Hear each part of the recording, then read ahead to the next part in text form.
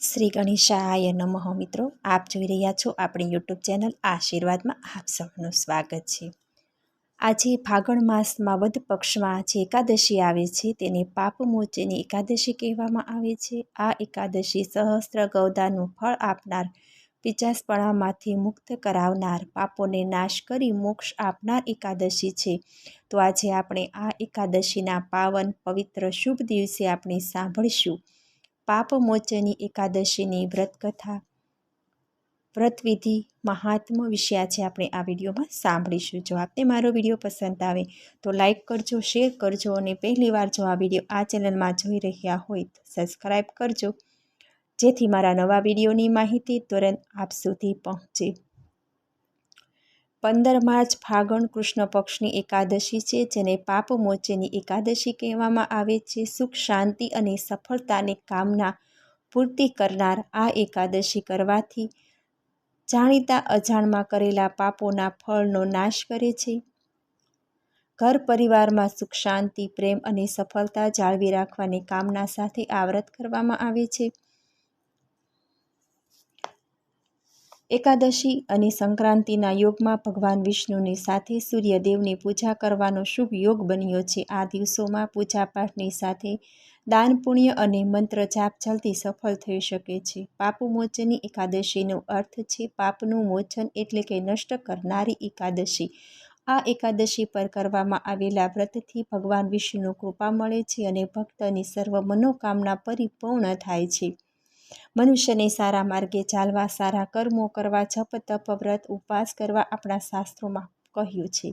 આ બધામાં એકાદશીના વ્રતનું મહાત્મ્ય સૌથી મોટું ગણવામાં આવે છે. એક મહિનામાં અંજવાળિયામાં અને અંધારિયામાં મળીને કુલ 2 અગિયારસ આવે અને ત્રીજા વર્ષે એક અધિક મહિનો આવે, એટલે કુલ 26 અગિયારસ થાય. આ સર્વે અગિયારસના વ્રતો કરવા લાયક છે, કેમ કે આ વ્રતનું ફળ તરત જ પ્રાપ્ત થાય છે. મનુષ્યના સઘળા પાપ નાશ થાય અને લોકોના મનોરથો પણ પૂર્ણ થાય છે. શાસ્ત્રોમાં બતાવવામાં આવ્યું છે કે એક વખત ભોજન લઈને એકાદશીનું વ્રત કરનારનું એક ભવ પાપ નાશ પામી. હકીકતમાં નિરાહાર કરતાં ફળાહાર અતિ ઉત્તમ છે. ફળાહાર ન કરી શકો તો એકટાણું કરવાથી વ્રતમાં કોઈ ખામી કે હાનિ આવતી નથી. એકાદશીના આ વ્રતને આ લોક અને પરલોકનું સુખ આપનાર અતિ ઉત્તમ વ્રત માનવામાં આવે છે. આ સિવાય સંતાનની ઈચ્છાવાળાને આ વ્રત ઘણું જ ઉત્તમ ફળ આપનારું છે.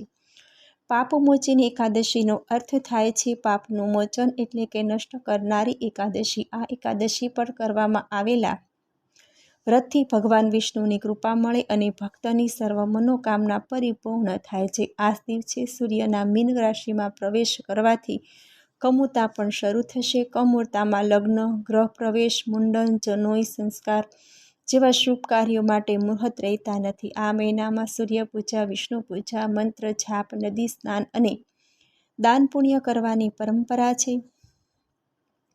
આ દિવસે ગંગા, યમુના, નર્મદા, શિપ્રા જેવી કોઈ પણ પવિત્ર નદીમાં સ્નાન કરી શકાય છે. એવું પણ માનવામાં આવે છે કે સૂર્યના રાશિ પરિવર્તનના સમયે કરવામાં આવેલું સ્નાન કુંડલીના દોષોને પણ દૂર કરે છે.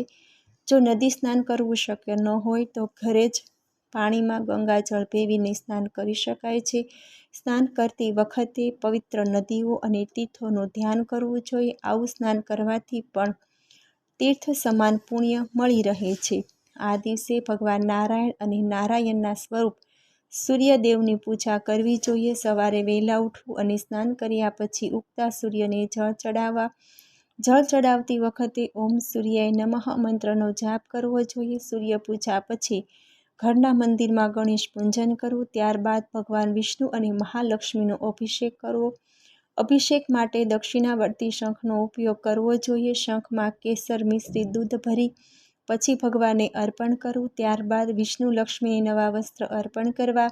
હાર ફૂલથી શૃંગાર કરવો. ચંદન લગાવવો. પૂજન સામગ્રી ચડાવી તુલસી સાથે મીઠાઈનો ભોગ લગાવવો. પૂજામાં ઓમ નમો ભગવતે વાસુદેવાય મંત્રના જાપ કરવા. સંધ્યાકાળે ઘરના મંદિરમાં દીવો પ્રગટાવવો. ઘરના આંગણામાં તુલસી પાસે દીવો પ્રગટાવવો. સંક્રાંતિ અને એકાદશીના આ યોગમાં ભોજન, વસ્ત્ર, અનાજ, જૂતા, ચપ્પલ, ધનનું દાન કરવું. જો શક્ય હોય તો આ દિવસે વ્રત કરી શકો. વ્રત કરનાર ભક્તોને દિવસભર નિરાહાર રહેવું જોઈએ. ન થઈ શકે તો ફળાહાર પણ કરી શકાય છે. આ દિવસે ગીતાજીના 11મા અધ્યાયનો પાઠ કરવો ખૂબ જ શુભ માનવામાં આવે છે. આ દિવસે લસણ, ડુંગળી, માંસ, દારૂ અને નશીલા પદાર્થોનો સંપૂર્ણપણે ત્યાગ કરવો જોઈએ. એકાદશી પર ચોખા ન ખાવા જોઈએ. કોઈની નિંદા ન કરવી. એકાદશી પર તુલસીના પાન તોડવાથી બચવું. આ દિવસે પૂજામાં એક દિવસે વહેલા તોડેલા તુલસીના પાનનો ઉપયોગ કરવો જોઈએ. ફાગણ વદ 11 પાપ મોચેની એકાદશીની વ્રત કથા. મહારાજ યુધિષ્ઠિરે શ્રી કૃષ્ણ પાસેથી ફાગણ મહિનાની કૃષ્ણ પક્ષની એકાદશી વિશે જાણવાની ઈચ્છા વ્યક્ત કરતા ભગવાન શ્રી કૃષ્ણ તરત જ બોલ્યા કે હે કુંતી પુત્ર, તમને હું આ વિશે એક પાપનાશન ઉપાખ્યાન સંભળાવું છું. તેમાં આ એકાદશીનું મહાત્મ્ય તમને સમજાઈ જશે. પૂર્વકાળમાં ચક્રવર્તી રાજા માધાતાના પૂછવાથી મહર્ષિ લોમેશે આ વ્રત કર્યું હતું. માધાતાએ પૂછ્યું, હે મહામુનિ, હું લોકોના કલ્યાણ કરવાના હિત ખાતર એ સાંભળવા માગું છું કે ફાગણ માસના કૃષ્ણ પક્ષમાં કઈ એકાદશી આવે છે, તેની વિધિ શું છે? આ વ્રત કરવાથી શું ફળ પ્રાપ્ત થાય છે? કૃપા કરીને આ બધું મને વિસ્તારથી આપ કંઈ સંભળાવો. મહામુનિ લોમેશ બોલ્યા, હે રાજન, પૂર્વકાળની વાત છે. અપ્સરાઓ દ્વારા સેવિત ચિત્રરથ નામના વનમાં, જ્યાં ગાંધર્વોની કન્યાઓ પોતાના કિન્નરોને લઈને વાદ્યો વગાડીને વિહાર કરે છે, ત્યાં મંજુષા નામની અપ્સરા મુનિવર મેઘાવીને મોહિત કરવા માટે ગઈ. ચૈતરથમાં રહીને મહર્ષિ બ્રહ્મચર્યનું પાલન કરતા હતા. મંજુલા મુનિના ડરથી આશ્રમથી થોડી દૂર રોકાઈ ગઈ અને સુંદર રીતે વીણા વગાડતી મધુર ગીતો પણ ગાવા લાગી. મુનિ મેઘાવી ફરતા ફરતા ત્યાં જઈ પહોંચ્યા. મુનિ સુંદર અપ્સરાને આ રીતે ગાતી જોઈને અચાનક જ મોહને વશીભૂત થઈ ગયા. મુનિની આવી હાલત જોઈને મંજુલા તેની પાસે આવી અને તેમને આલિંગન કરવા લાગી. મેઘાવી તેની સાથે રમણ કરવા લાગ્યા. દિવસ અને રાતનું મેઘાવી ઋષિને કંઈ ભાન ન રહ્યું. આ રીતે ઘણા દિવસો પસાર થઈ ગયા. સમય જતાં મંજુલા દેવલોકમાં જવાને તૈયાર થઈ. જતી વખતે તેણે મુનિને કહ્યું કે હે બ્રહ્મન, હવે મને મારા લોકમાં જવાની આપ મને રજા આપો. ઋષિ મેઘાવી બોલ્યા, હે દેવી, જ્યાં સુધી સવારની સંધ્યા ન થાય ત્યાં સુધી આપ મારી સાથે જ રહો. અપ્સરાએ કહ્યું, હે વિપ્રવર, અત્યાર સુધીમાં કોણ જાણે કેટલી સંધ્યાઓ જતી રહી. મારા પર કૃપા કરીને વીતેલા સમયનો આપ વિચાર કરો. અપ્સરાની વાત સાંભળીને મેઘાવી ચકિત થઈ ગયા. એ સમયે તેમણે વીતેલા સમયનો હિસાબ બતાવ્યો તો ખબર પડી કે મંજુલા સાથે રહેતા તેને 57 વર્ષ થઈ ગયા હતા.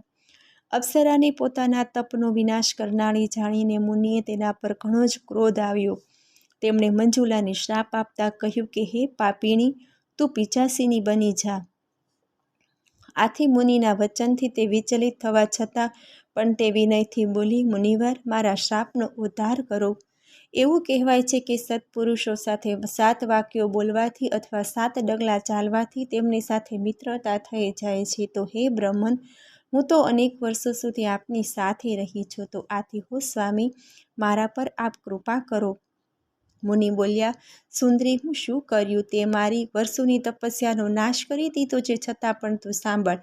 ફાગણ માસમાં કૃષ્ણ પક્ષમાં જે શુભ એકાદશી આવે છે તેનું નામ પાપ મોહિની છે. તે શ્રાપમાંથી મુક્તિ અપાવનારી તેમજ બધા પાપોનો નાશ કરનારી છે. તો હે રૂપિણી, એનું જ વ્રત કરવાથી તારું પિચાસપણું દૂર થઈ જશે. આટલું કહીને મુનિવર પોતાના પિતાજીના આશ્રમ તરફ ગયા